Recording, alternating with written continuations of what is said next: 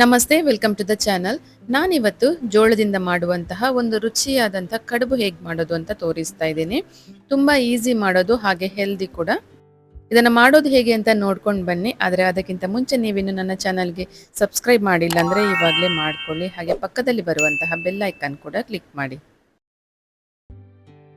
ಇದಕ್ಕೆ ನಾನೊಂದು sweet corn ತಗೊಂಡಿದ್ದೀನಿ. ಮೊದಲಿಗೆ ಇದರದ್ದು ಸಿಪ್ಪೆ ಎಲ್ಲ ಬಿಡಿಸ್ಕೊಳ್ಬೇಕು.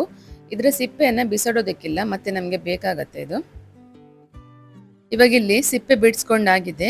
ಇವಾಗ ನಾವು ಒಂದೊಂದೇ ಜೋಳವನ್ನ ಬಿಡಿಸ್ಕೊಳ್ಬೇಕು. ಎಲ್ಲವನ್ನ ಬಿಡಿಸಿ ಒಂದು ಬಟ್ಲಿಗೆ ಹಾಕೋಬೇಕು. ಇವಾಗ ನೋಡಿ ಎಲ್ಲ ಬಿಡಿಸಿ ಆಗಿದೆ. ಇವಾಗ ಬಿಡಿಸ್ಕೊಂಡಿರುವಂಥ ಜೋಳವನ್ನ ಒಂದು ಮಿಕ್ಸಿ ಜಾರಿಗೆ ಹಾಕೊಳ್ತಾ ಇದ್ದೀನಿ. ಇದನ್ನು ಇವಾಗ ನಾವು ರುಬ್ಕೊಳ್ಬೇಕು. ನಾನು ಇಲ್ಲಿ ಒಂದು ಇಡೀ ಜೋಳವನ್ನ ತಗೊಂಡಿದ್ದೀನಿ. ಇವಾಗ ರುಬ್ಬಿರುವಂಥ ಜೋಳವನ್ನ ಒಂದು ಬೌಲಿಗೆ ಹಾಕೊಳ್ತಾ ಇದ್ದೀನಿ. ಇವಾಗ ಅದೇ ಮಿಕ್ಸಿ ಜಾರಿಗೆ 1 ಕಪ್ ಆಗುವಷ್ಟು ಹಸಿ ತೆಂಗಿನ ತುರಿ ಹಾಕೊಳ್ಬೇಕು. ಹಾಗೆ ಒಂದೆರಡು ಹಸಿಮೆಣಸು, ಹಾಗೆ 2 ಪೀಸಷ್ಟು ಶುಂಠಿ ಹಾಕೋಬೇಕು. ಇವಾಗ ಒಂದು 10ರಿಂದ 20 ಎಲೆಯಷ್ಟು ಕರಿಬೇವು, ಹಾಗೆ 1 ಹಿಡಿಯಷ್ಟು ಕೊತ್ತಂಬರಿ ಸೊಪ್ಪು ಹಾಕೊಂಡು ಇದನ್ನು ನೀರು ಹಾಕದೆ ತರಿಯಾಗಿ ರುಬ್ಕೊಳ್ಬೇಕು.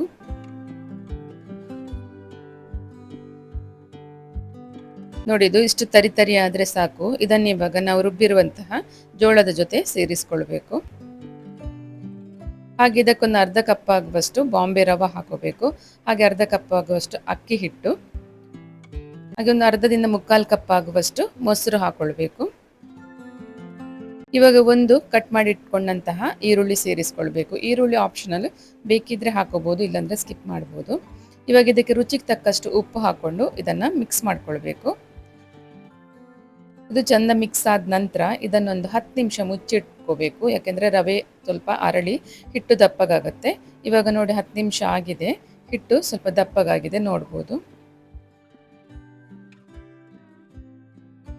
ಇವಾಗ ನಾವು ತೆಗೆದಿಟ್ಟಂತಹ ಜೋಳದ ಸಿಪ್ಪೆಯನ್ನ ಚೆನ್ನಾಗಿ ತೊಳೆದು ವಾಶ್ ಮಾಡಿ ಇಟ್ಕೊಂಡಿರ್ಬೇಕು ಮೊದಲೇ.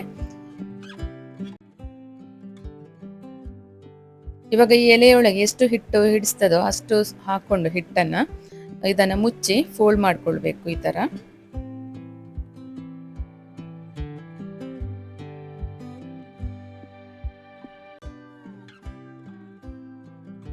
ತರ ನೋಡಿ, ಈ ತರ ಮಾಡಿಕೊಂಡು ಇದನ್ನೊಂದು ಪ್ಲೇಟಲ್ಲಿ ಇಟ್ಕೋಬೇಕು.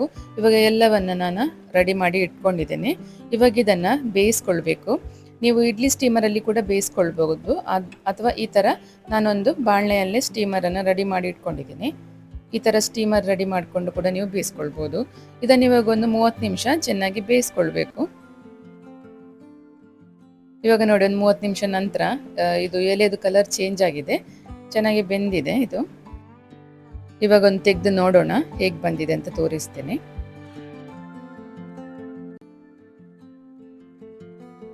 ಹಿಟ್ಟನ್ನ ಸ್ವಲ್ಪ ಗಟ್ಟಿಯಾಗಿ ಇಟ್ಕೊಂಡ್ರೆ ಕಡುಬು ಕೂಡ ಚೆನ್ನಾಗಿ ಬರುತ್ತೆ. ಈ ತರ ನೋಡಿ, ಕಡುಬು ತುಂಬಾ ಚೆನ್ನಾಗಿ ಬಂದಿದೆ.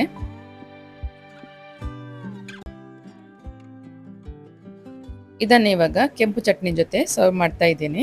ತುಂಬಾ ಟೇಸ್ಟಿ ಆಗಿರುತ್ತೆ ಇದು ಕೆಂಪು ಚಟ್ನಿ ಜೊತೆ ಈ ಜೋಳದ ಕಡುಬು.